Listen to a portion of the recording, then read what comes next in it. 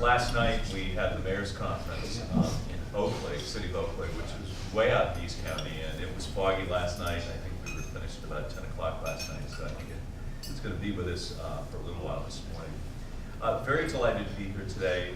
Going to celebrate a little bit more and tell you, highlight for those of you that might not have been at our award ceremony on Tuesday night, highlight a couple things, and then today we're going to feature a person you don't hear about, but every day this person does something for you. You just don't know the face. And this is Jed Johnson, who's going to talk to us today about what maintenance does, about all the things that happen in the town in anticipation of preventing things from happening. And then when you have these deluge rainstorms, about what do you do when the rain exceeds the volume and capacity of our systems and how to deal with that. Some really exciting things. A great group of very dedicated people. It's also interesting to know how small the number of people are and how they accomplish so much. So we'll hear from Jed in a few minutes. But I did want to just take a couple of minutes and tell you, obviously the lighting of the tree, we had over 5,000 people on one of the most beautiful evenings. There was no rain. We had the singers from San Juan Valley, high school that was just extraordinary. The snow machine was there, so there was snow, there was music in the air, and of course the snow angel, Father Christmas, did a wonderful job in lighting the tree. The following day was Saturday. It was really that shop local day.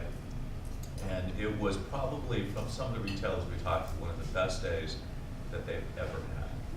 And I think that that really is great, that people are shopping local and staying here. There's lots of wonderful things. Rakestraw Books had their best day ever on that day. As you know, they've moved. They're right next door to where they used to be. There's some changes going on in the building that they were in, so they needed to move. So we wish all their success to Rakestraw and Michael Bernard there. But it was really a great day, and again, the weather was perfect. A lot of celebrations going on. The trolley was running between the various shopping centers, and the Old Town Danville did exceptionally well.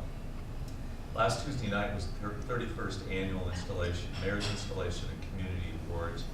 We recognized people through about a 2-hour and 40-minute evening, a little longer than normal. But as we were talking before we started this morning, there are so many people in this community that do such great things. It's hard not to recognize a lot of people. There's difficult choices because probably nearly 100 people that we looked at, every one of them should have been recognized.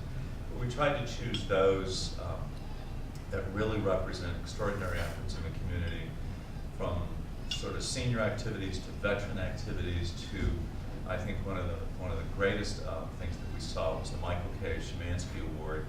And the family picked 6 young girls, and when they were walking up, I heard their voices, but I couldn't see them because 2 of them were barely as tall as this table. And they were recognized for going out of their way to really go out and collect clothes and things to help others. And at such a young age, and the Michael K. Szymanski Awards recognize young people doing community service. And actually, I'm going to read the names of these young ladies because they were absolutely the highlight of the show. And they are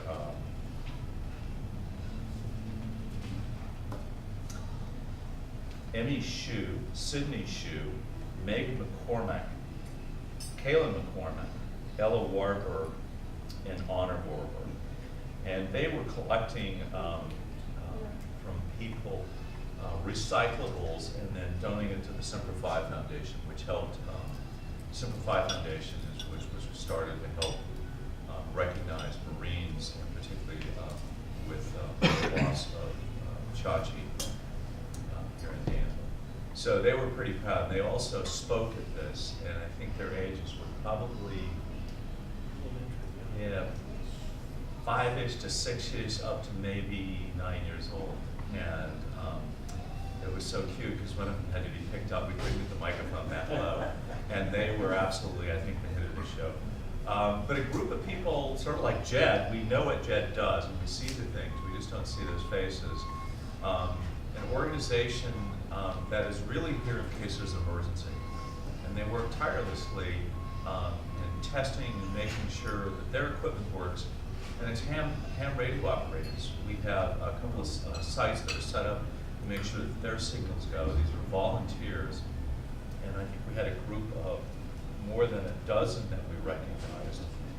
And the San Juan Valley CERT communication team, citizens, amateur radio operators, and ham radio operators.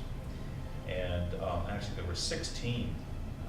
Sean Medina, Mark Curley, Rand Mahoney, Marvin Miller, Marvin who works for the town, is one of those. Larry Fong, Jeff Child, Akea Shreo, Thomas Barrett, Ross Smith, AKA Smokey, Robert Worthington is here today, Bill Nelson, Matt Ridgers, Chuck Jackson, Cliff Buxton, Chris Quirk. But it's really extraordinary.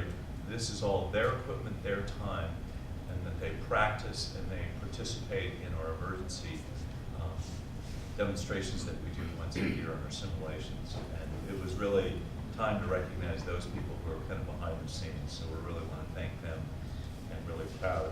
And to highlight two other awards, this Danville Award is not necessarily always given out every year, but this year it was pretty special.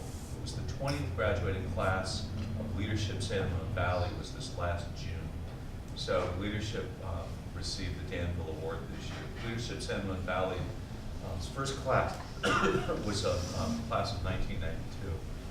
And this is an organization that if you are asked to be in this, it's a cross-section of about 26 people with different backgrounds, and it's learning about community. What makes a community? If you're going to be a volunteer, if you're thinking of going into elected office or volunteering for a commission, it gives you the facts and the information of how to do that, or just how to make a difference in your community. It's a 9-month-long course.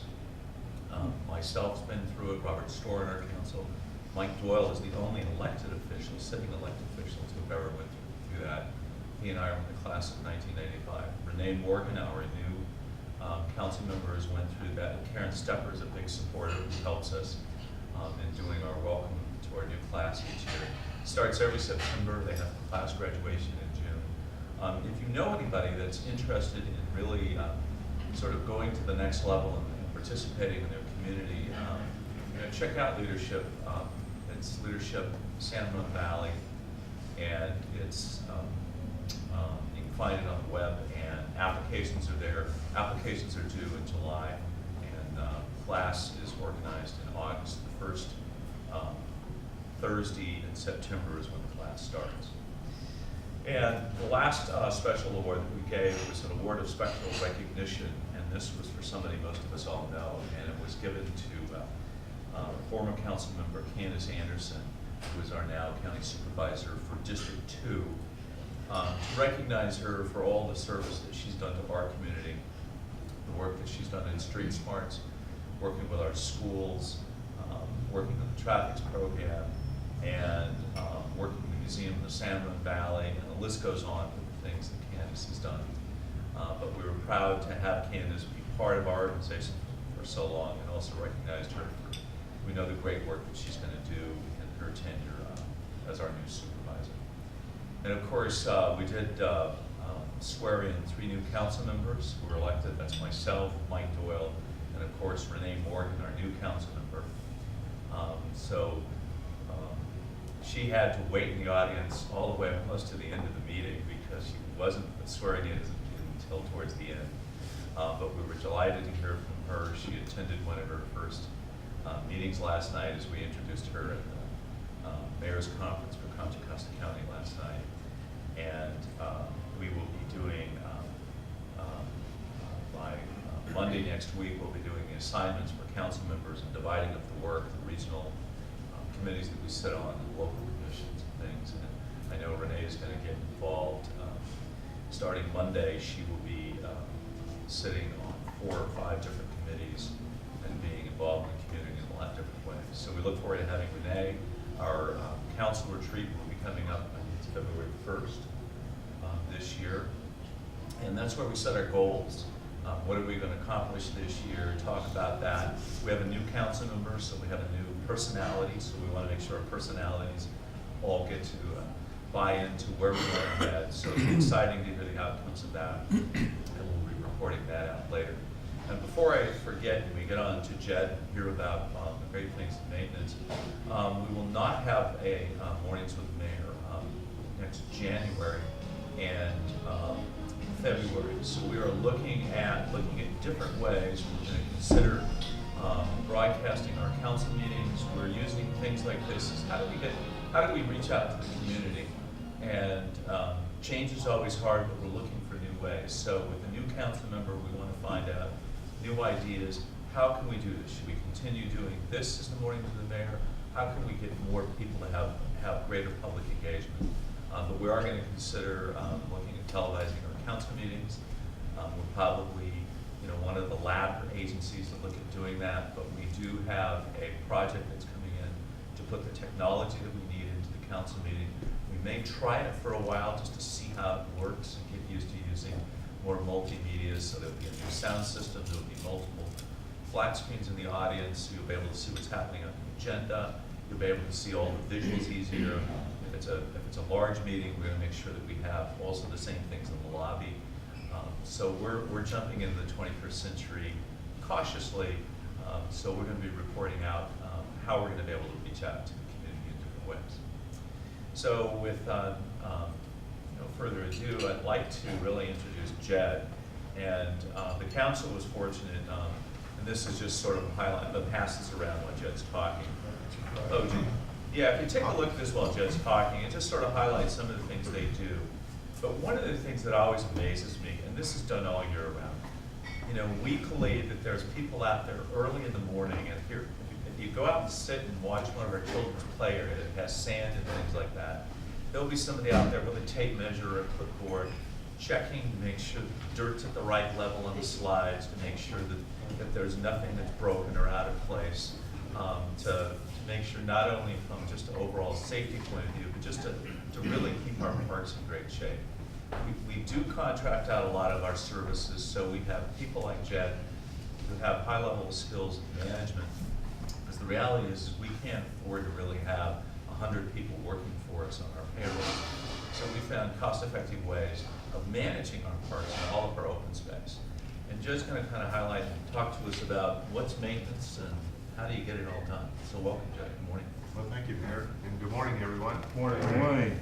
Well, as the Mayor alluded to earlier, our job is not a glorious one. It's one that typically goes somewhat unnoticed, unless it's not done.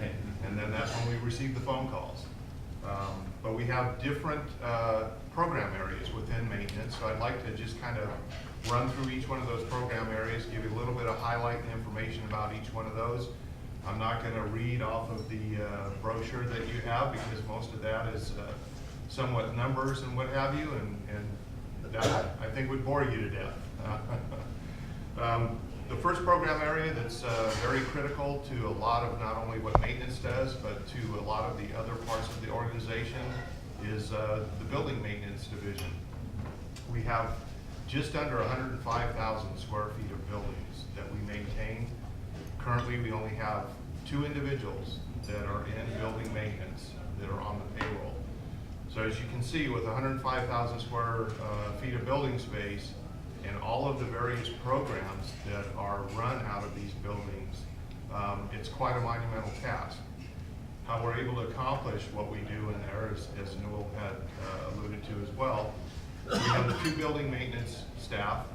We have contract maintenance, such as our cleaning services and HVAC services, things of those types that are done through contract. And then we also hire temporary workers throughout the course of the year. And what they help us do is be more flexible to the various schedules in each one of the buildings. It's tough to get a contractor on board that has the flexibility to be able to come in at 8 o'clock one night, 10 o'clock the next night, 3 o'clock in the morning, what have you. So we utilize the temporary workers to have that flexibility. Along with maintaining the buildings, there's a lot of certifications that have to take place. There's a lot of inspections that have to take place. All of those are done behind the scenes, and most people don't see it occurring, but if we don't do that, then something's going to fail. An may not work, such as the new one at Betts Hall. HVAC system may not work. All those things, we have to keep those up and running in order for the community to be able to enjoy those buildings. The next area is our park maintenance. We have roughly 190 acres of parks that we maintain. Some of our parks include sports fields. Some of our parks are more passive parks, so you can see there's a different level of maintenance that occurs at each one of those parks. But again, we have a very small staff, 7 people in park maintenance that maintain 190 acres. Again, we do that through a coordination of not only our own staff, but contract services. Contract services such as our landscape maintenance, they do the mowing, they do some of the edging. We do supplement through our in-house staff and do additional aerations, fertilization, slit seeding on our sports fields. And again, we just think that that gives us a higher level of service than we could typically get with a contract. But we utilize a contractor to do the basics, and then we do kind of the above and beyond type of work.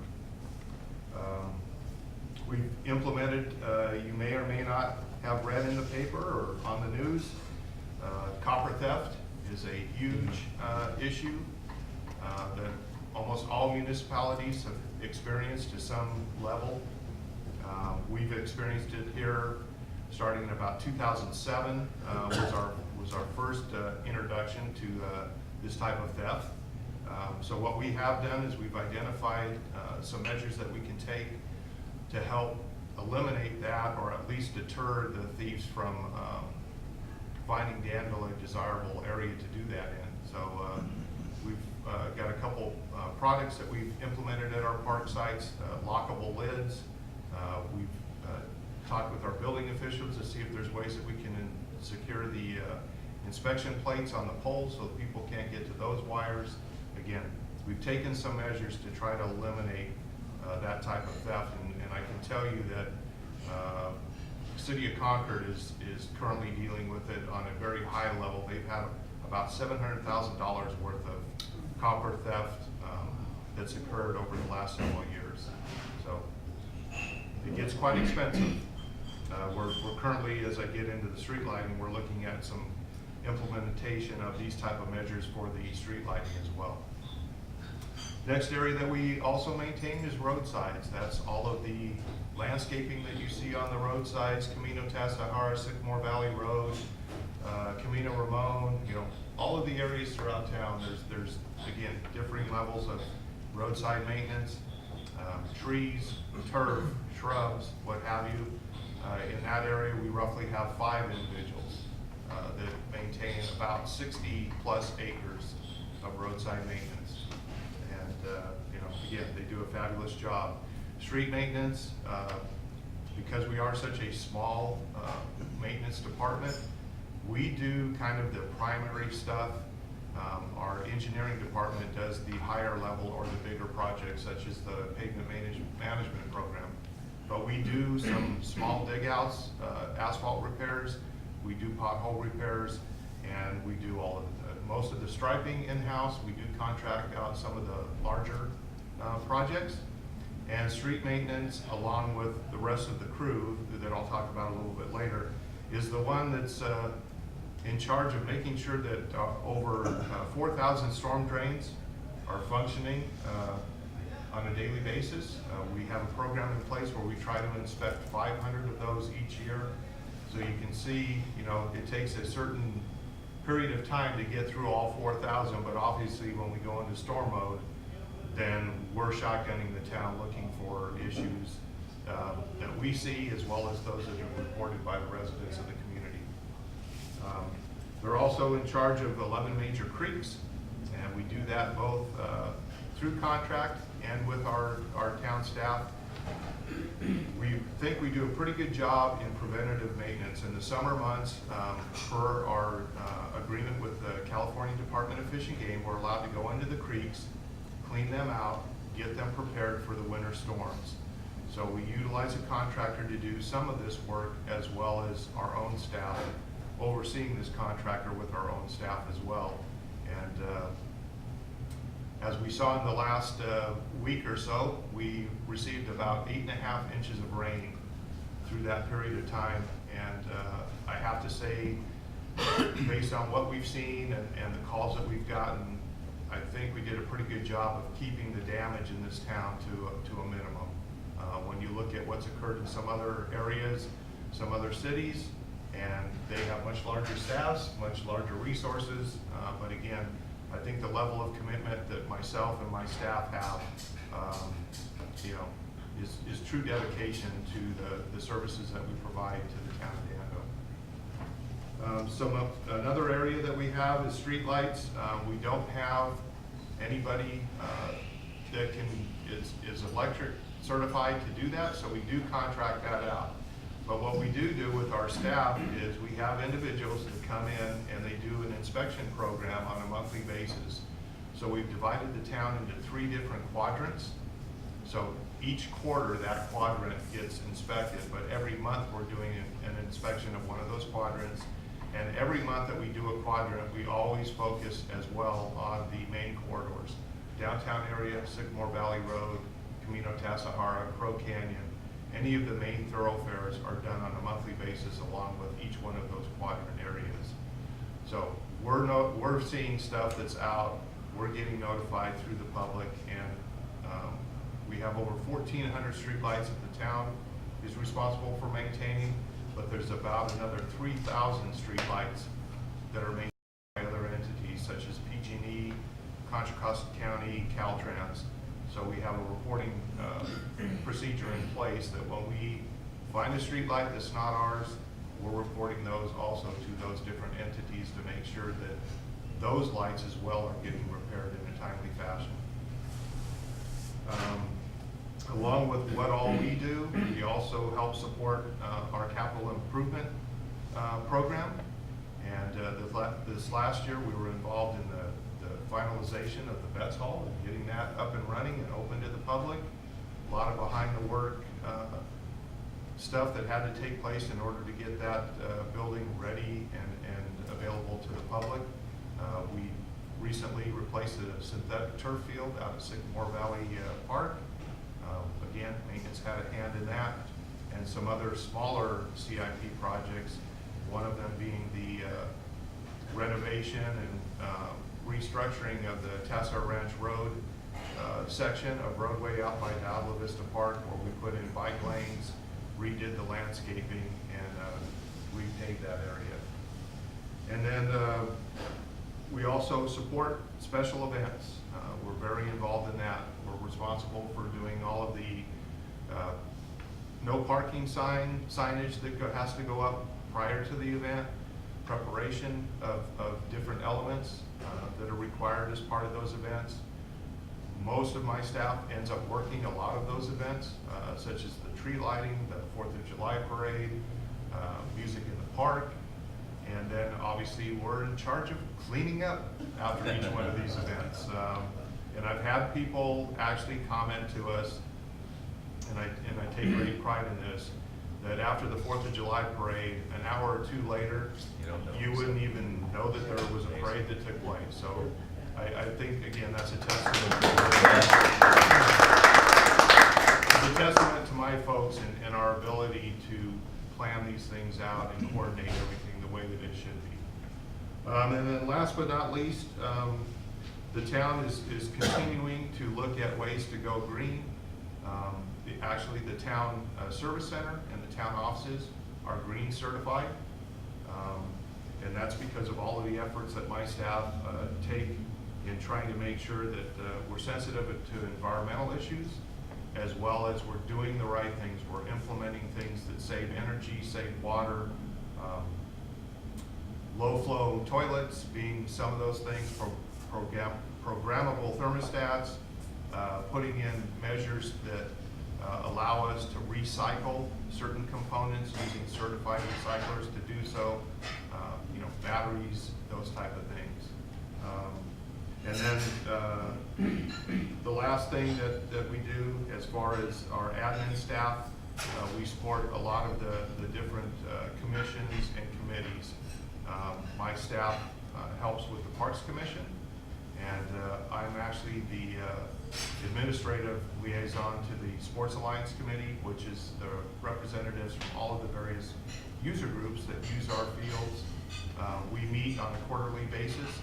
We discuss issues, we discuss field issues, user issues, and we try to rectify all those situations as they come about and try to bring in new user groups and try to find the field space, which sometimes can be a challenge because we haven't added any sports fields or parks in a number of years. So all of this is quite a challenge, but I think through the dedication of my staff, we do a fairly decent job, and it's again not a very glorious job. Usually we get the phone calls when we're not doing our job. So if you'd like, I'd open it up to any questions that you might have. Jed, let's just say thank you first. Any questions? One of the things before I'll get to you first, is we use a contract model. What that means is, you heard, we got a big ranch to take care of. We got 250 acres of parks and roadside maintenance, plus all the buildings, the public facilities. With a small staff of people, you literally couldn't do that, but in a really, really cost-effective way. What distinguishes Danville, the town of Danville, from other communities is that we can hire the best of the best. And they're not performing the way we want to. Jed has very high standards. We have a 30-day cancellation contract. So we help a lot with private businesses who can come to town, come in and show their level of service and compete for that. And as the economy went down, we were able to ride down that wave of more competitive cost because of the way our contracts are. And it's been a great model. So when Jed says, I need to focus in this area, he can go out to bid, modify his contracts, and draw on those resources. And when we don't need those, conversely, that's where it really helps. So it helps on the private sector that there's companies that are organized to do that, and there's a great deal of competition, and it's a model that's been well hung. And Jed is really should get all the credit for how to manage that, how to be creatively do it so we don't see it. And I think most of us agree, Danville looks pretty darn good. And it is complicated, and when you do it, when you look at how cost effective our community is, it's largely because of how we control those maintenance costs. And so next time you see somebody out there, just realize, we have just over a dozen folks out there doing that, and somehow they're taking care of a big ranch here. But they have a lot of help in it, and it does a really good job. So yes. You said that you were in communication with Caltrans. It's a Caltrans issue, but the light on Sycamore North exit ramp, the first one, has been out for a year plus or minus. And during the summer it's no problem, but in the wintertime when it's raining out, it's kind of nice to see the exit. And especially when they were doing all the road construction work, it was a challenge. And some of those are still out because of that road. There's still some electrical work they're doing. Yeah, but it doesn't make sense why anything could be done. To Diablo as well. Yeah. That they are working. Yeah, we again, we notice these things.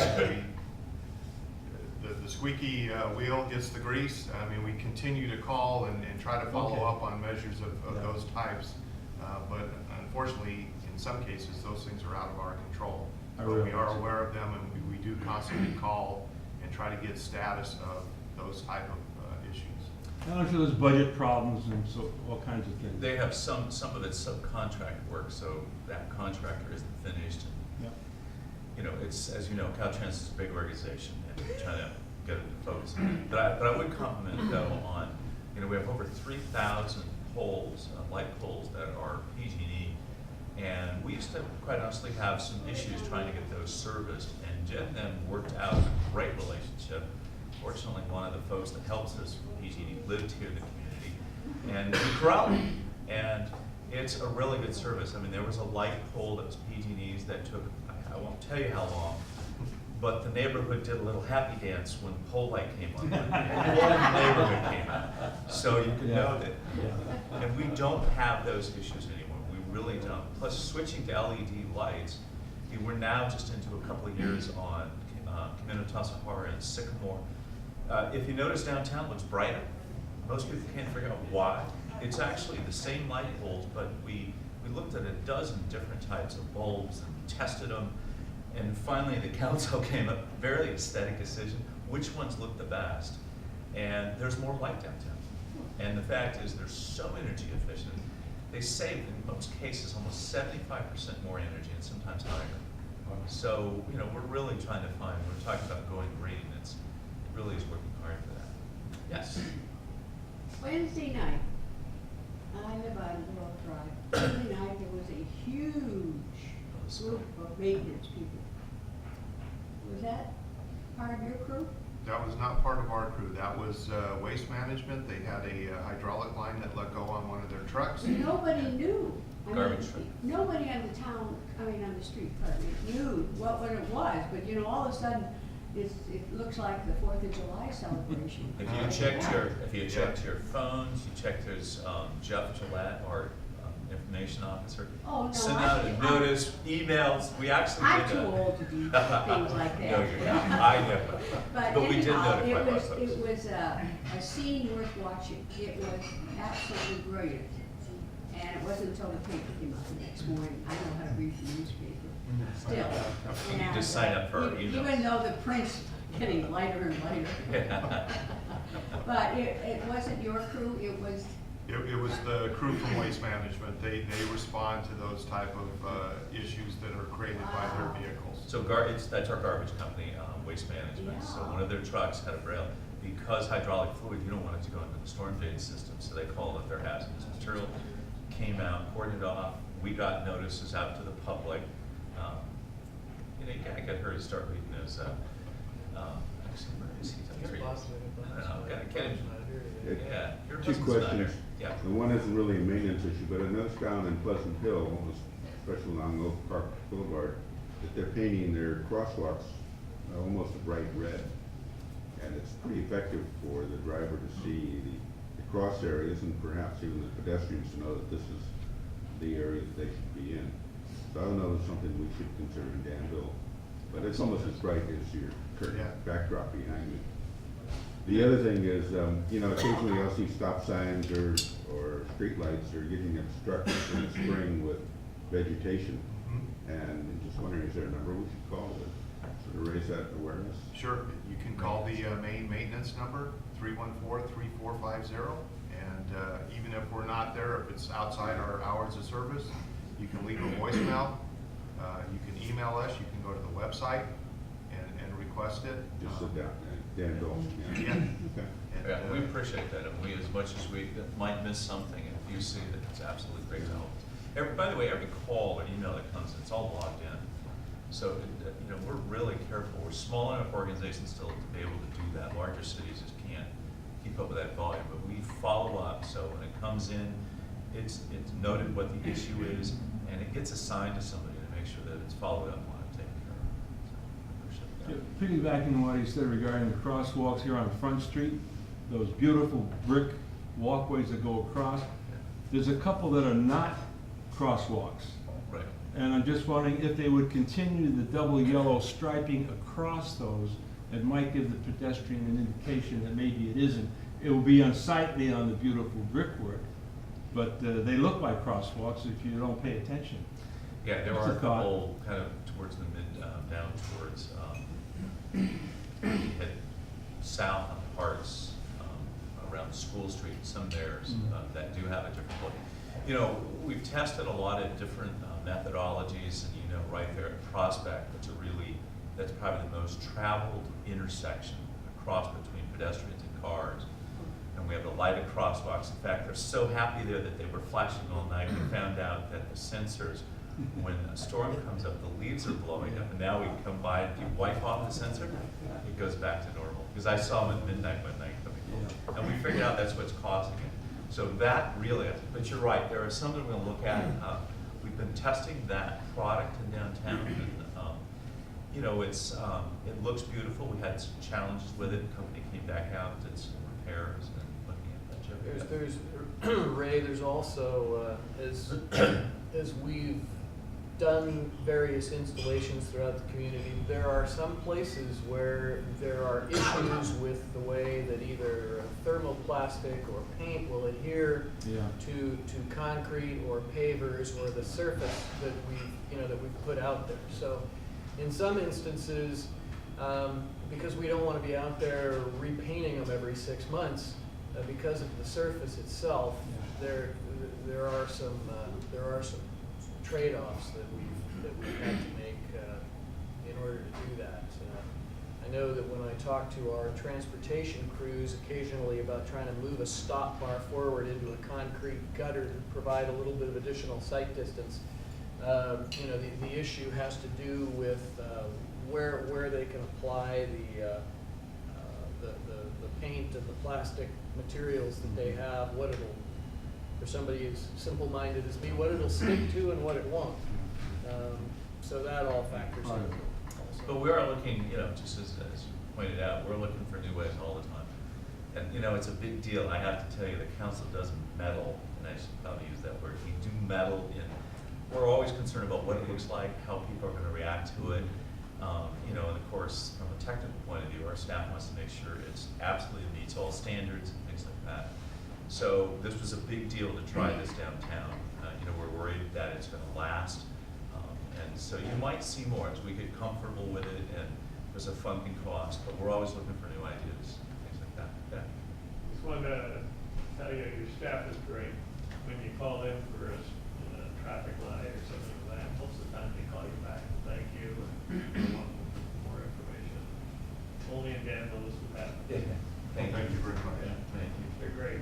Okay. I have a question about the solar panels that have been put up on the different city buildings, specifically the senior center and the veterans hall. But last week there was in the San Ramon Valley Times, there was an article about cap and trade, and last year there was 29 million pounds of CO2 that was capped and traded off to major energy users, and I was wondering if the city has been able to participate in that. It might be a source of revenue.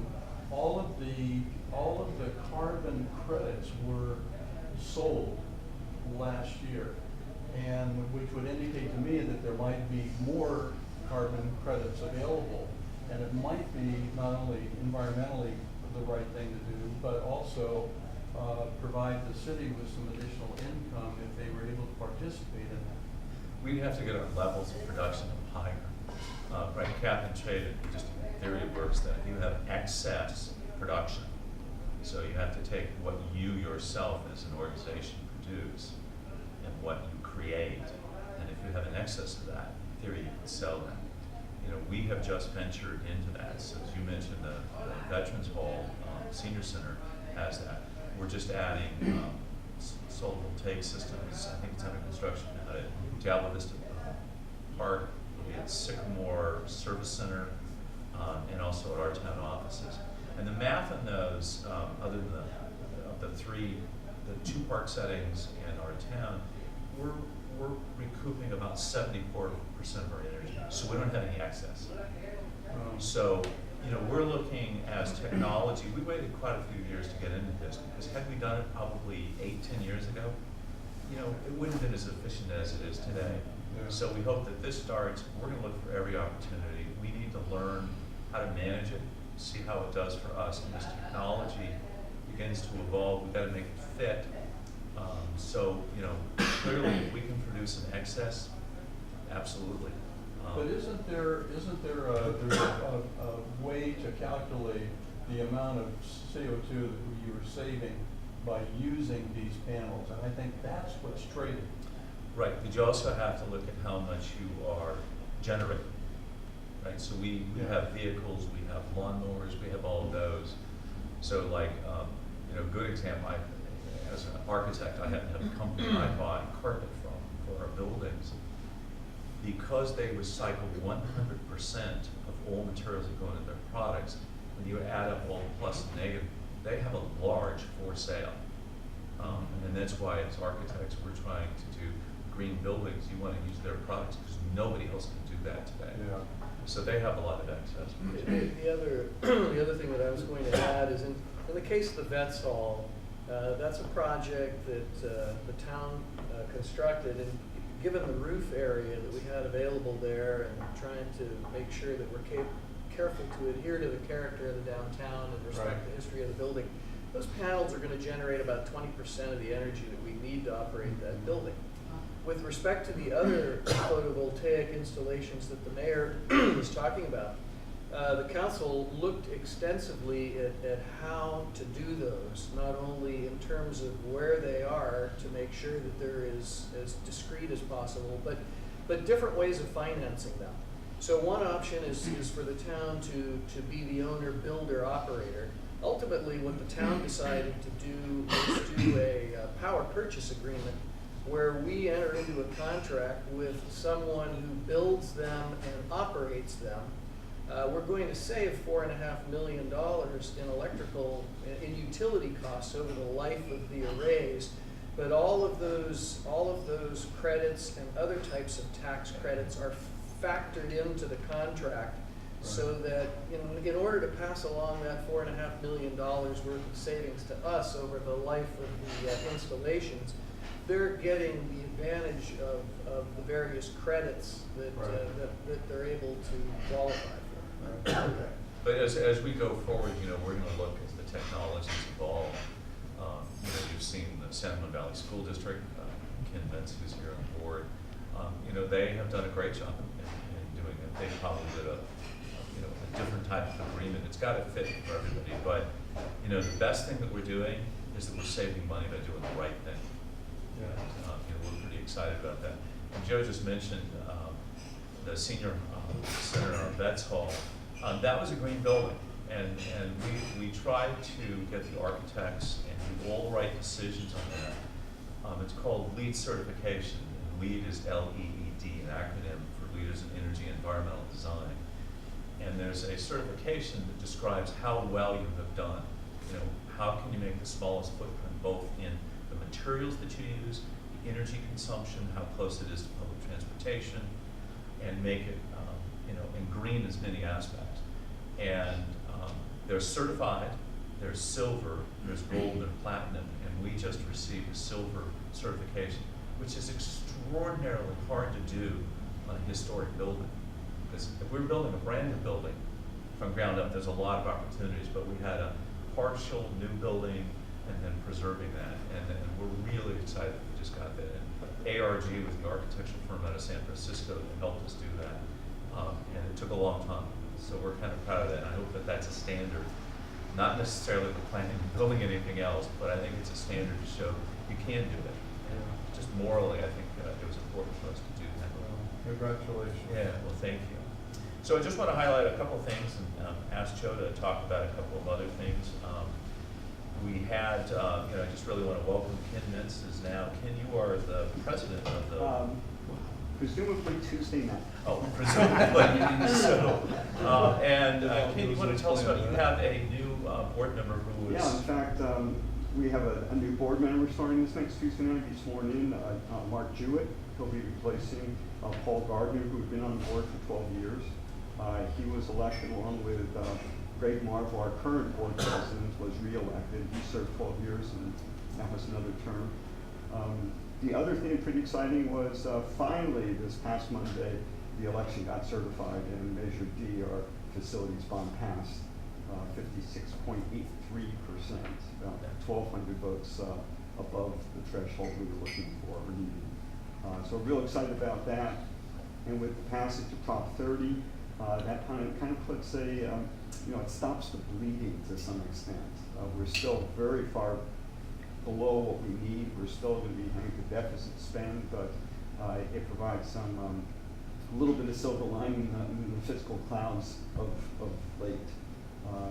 We're still kind of concerned about the fiscal cliff at the federal level and what that might even do to impact California and all of the local agencies. So much better position than we were even in last month. And so we're looking forward to getting to work on new facilities projects and looking at what the new financial situation will do for the schools as well. Well, that's great. The news this morning, unemployment rate has gotten better. You know, we're seeing in private business, you know, in Danville, as we mentioned before, our sales tax here is now higher than it was back in 2007, which was the peak in most areas. So there's a lot of good signs. I mean, if you're still unemployed, that's sad, that's still painful, you're part of that. But the economy is whole, so it's helping the state seeing the revenues start to come back.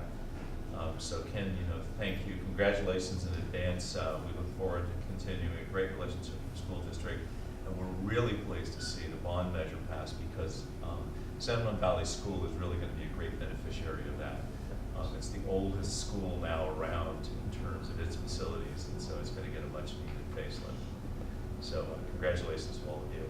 But really, ask Joe, we had on Wednesday, we had an annual luncheon to recognize our employees, and also with Chief Steve Simpkins, we recognized Police Officer of the Year, and some extraordinary person this year. So Joe, I'll let you start off with what you'd like to share with us. Okay. Well, I'm going to cover a couple of other points. You know, each year we do have the opportunity to recognize our employees for their years of service, things like leadership and customer service, our police officer of the year.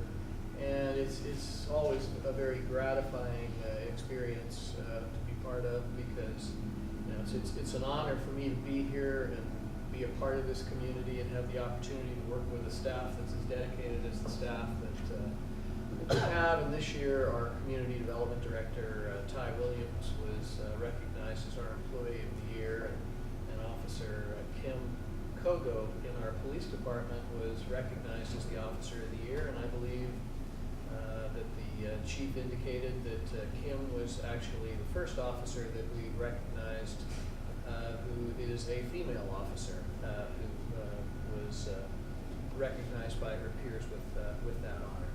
There are two other things that I excuse me, wanted to mention very briefly, and that is to let you all know that the fiscal health of the town continues to be very, very good.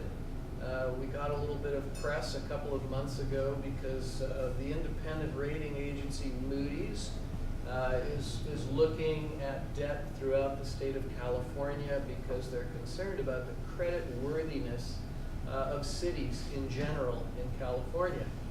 No surprise, there are cities in California that are looking at filing for bankruptcy, and let's face it, the credit worthiness of our state isn't the greatest.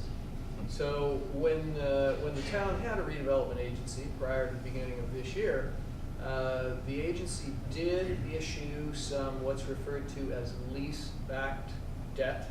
We have a couple of outstanding debts. The total dollar amount, total value is under $10 million.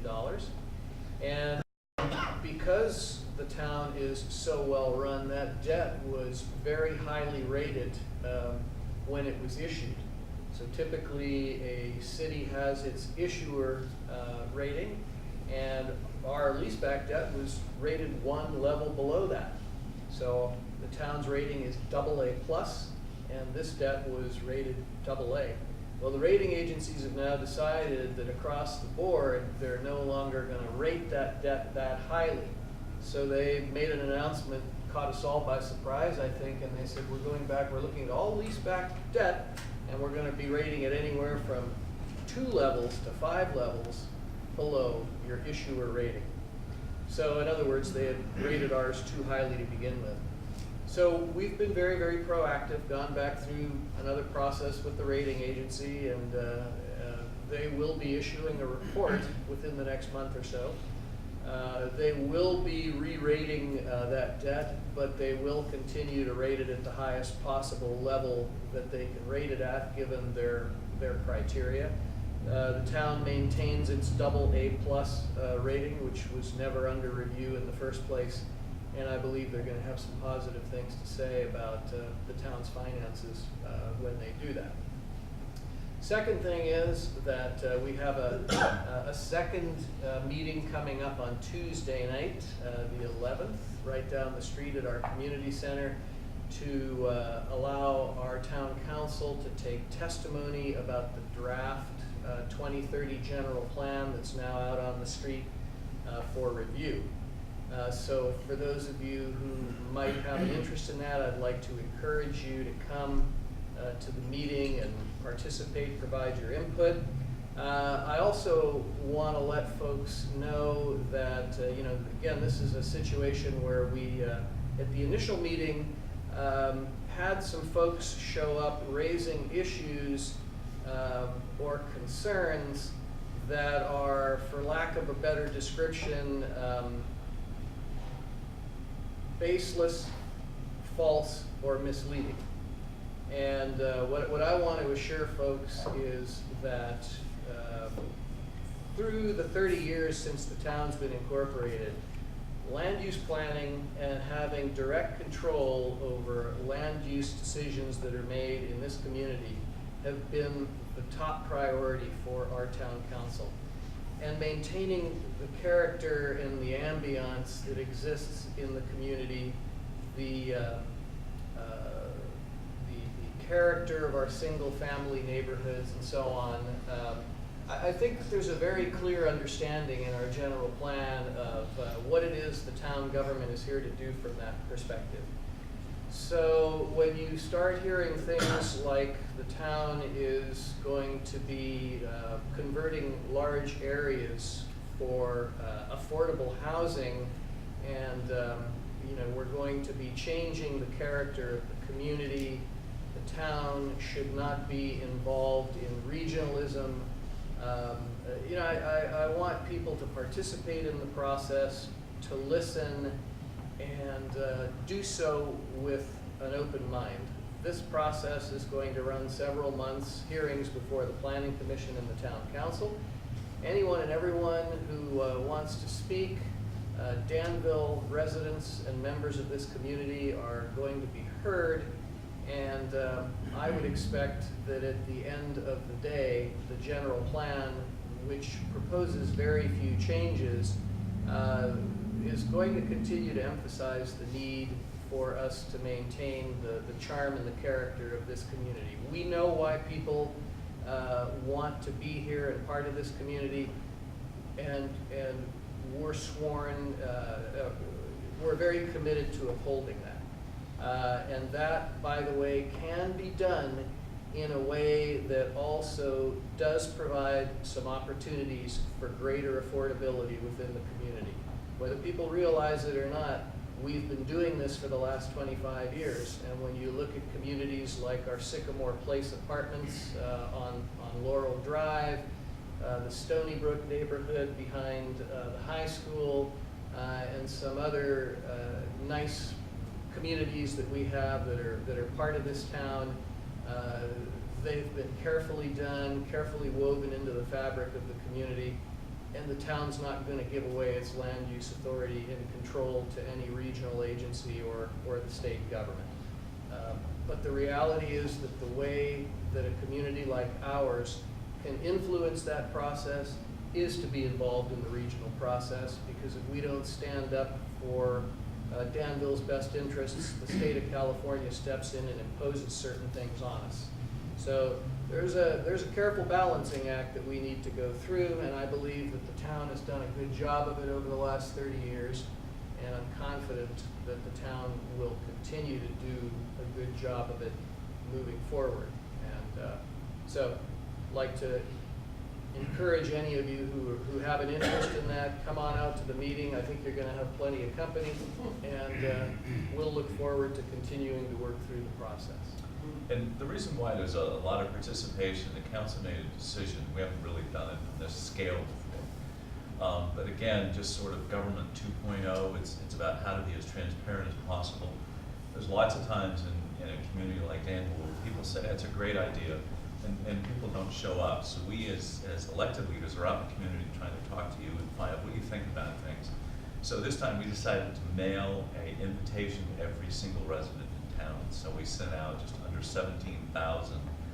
Now, there are people who are showing up at our public hearings saying they don't get those notices because they don't live in the town of Danville. There's a lot of confusion with people that live in Blackhawk, East Danville, and with all due respect, appreciate your comments, but you don't live in the town of Danville. And our job as elected leaders that are elected by us who live here, we're responsible to have sent out those notices, so that's where we're getting a lot of participation. And that we also have to learn how to deal with larger groups of people, and we promise to do a better job. And I think you're going to see on December 11th, a much clearer presentation so that people know what it is who are new to the process. What is it we're doing? What changes, if any, are we proposing? And hopefully we'll have a great discussion. And I want to go back. One other thing Joe said, to make sure it's really clear, the town of Danville does not have debt, nor do we plan on borrowing money, and we have not borrowed money. It's our former redevelopment agency. We do have the commitments, even though the state eliminated those. We have the commitments from the state, but we'll still continue to receive the money to pay off those debts that were created by that agency, and those monies that were spent in Old Town Danville to improve it, which we see every day, were well spent. The debt is in great shape, and the monies that are there to do that. But Joe has spent really a lot of time, it's our own pride that Danville is different than other communities in its financial prowess of doing it the right way. We won awards on recognizing our reporting system, on our audits, of how transparent we are, and what great financial shape we're in. So really appreciate Joe and talking to these investors, and we do expect to hear really good things from them. So lastly, before we cut off today, Chief, you want to report anything at us or talk about any recognition? Sure, I just wanted to take a moment to thank Jed, because it's nice to see another guy with a mustache and a flat top talking about making Danville less attractive for criminals. We're in good company. But as we mentioned, we had our awards ceremony a couple of days ago, and it's just terrific to be able to honor someone like Kim Kogo, who's out there working right now. As a matter of fact, this is her shift today. And also, we were able to recognize Matt Roderick, who works up at the high school as our school resource officer, doing a terrific job integrating with all the kids up there. It's great to have these folks on our staff. We're very lucky. Just another reminder of what time of year it is. It's the holiday season, where everybody has gifts arriving on their doorstep, and perhaps in their cars or on their dashboards or in their front seats, with thinking that the door locked is going to make a difference. Just like you to keep your eyes out, heads up, and pay attention, and make sure that the people driving around your neighborhoods aren't collecting the boxes as opposed to delivering them at your doorsteps. And anytime you see anything unusual out there, we depend on your eyes and ears to let us know when things are out of place. So I'm always happy to answer any questions if anybody has any. Chief, thank you. Well, first of all, on behalf of the council, the entire town, and all staff, I wish everybody happy holidays and a happy new year. I hope it's a great year. We want to thank Jed and his team. Thanks for being here today. But really thank you guys. Please pass on our sincere thanks, all the great things you do behind the scenes. And remind you too, the town offices are actually closed between Christmas and New Year's, as we have been for many years. We try to do some maintenance ourselves, so there's certain things that we do in the building because they're empty at that point in time. However, the police department is still there, maintenance is still doing their job, and the actual offices will be closed for our annual furlough on that. Mayor, just one last question. Yeah. Where on the Danville website is the mayor's breakfast itinerary indicated? It's not on the Danville calendar. Yeah, It used to be. Yeah, it's off on the lower, last time I saw it was on the lower right. It pops up that it is. So we are not publishing the calendar right now until after our February 1st meeting. So for now, no mornings with the mayor for January and February. As we're going to ask our council and our new council member, how do we want to communicate? Do we want to continue having this? How can we get more people to show up? So nothing is posted there, but I promise you we will get back. We're going to post that there are no mornings with the mayor for the next 2 months. So we look forward to seeing you, and who knows where we're going to be, how we do. We might be back here, but we'd like to hear your input too. How can we get more people involved and be able to have conversations and find out what's going on? So thanks a lot. Happy holidays. Thank you.